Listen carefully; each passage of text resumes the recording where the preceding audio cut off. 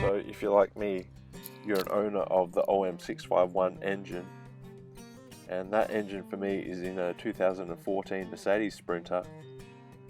I've just come across some top secret information, and it's probably the first of its kind. It's on the internet. Let's explain it. So with this engine, when I look at it, I can probably divide it up into 4 main sections.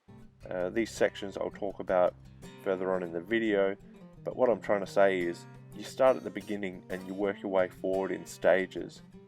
Once you understand one stage, you can move on to the next, and so on and so forth. And basically you can unlock each section as you move along. Obviously you should really use a service manual or something like that too.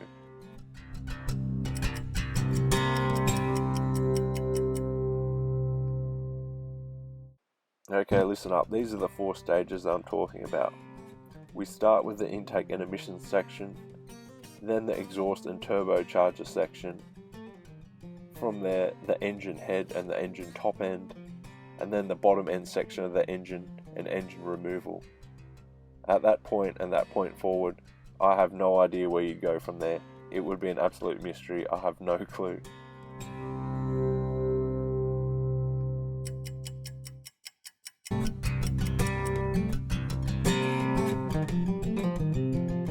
So before you take this journey, you really should have some sort of foundation to work from.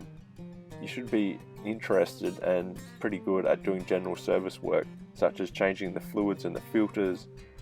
You should be able to use the automotive tools such as a torque wrench, an OBD2 scanner. You should be pretty good at reading technical drawings and things like that, looking up parts and components. And just one other thing that's really important too is you should be interested in talking to other mechanics and hobbyists about cars, and especially Mercedes-Benz. Okay, so the intake section of the car.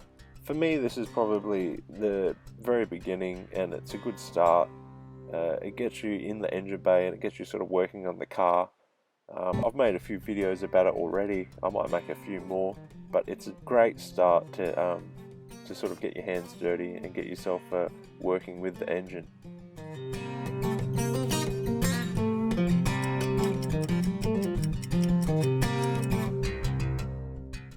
Okay, so stage 2, things get a little bit harder. If you're comfortable working in the engine bay and sort of working on your car, you can do this project. Check out my videos and have a look and see how I do it.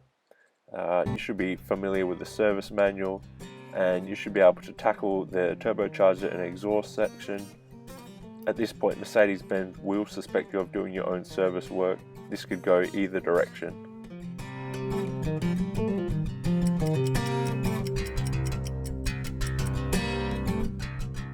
If you can complete stage 1 and stage 2, you're probably ready to get to stage 3, which is removing the entire cylinder head, doing a top end rebuild, or just renewing and servicing all the top end engine components. Things are pretty serious from here on in, and you'll actually start to speak German.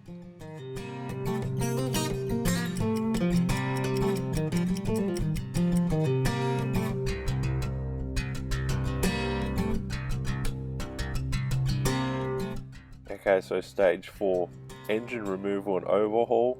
I mean, if you get to this point, you've probably memorized the Haynes service manual. You probably could remap the ECU, and all you're thinking about is performance gains and pulling the internal components apart. It really is something that you do over many years of experience, so why not just work towards it slowly?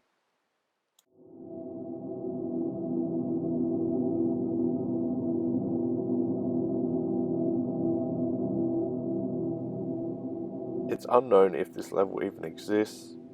If you actually think about heading to this level, you probably have gone crazy. I mean, you should just stop at stage 4 and just be happy with your car. If you go any further from this point, it is a point of no return, and you'll probably disappear into the realm of Mercedes-Benz. Anything could happen at this point.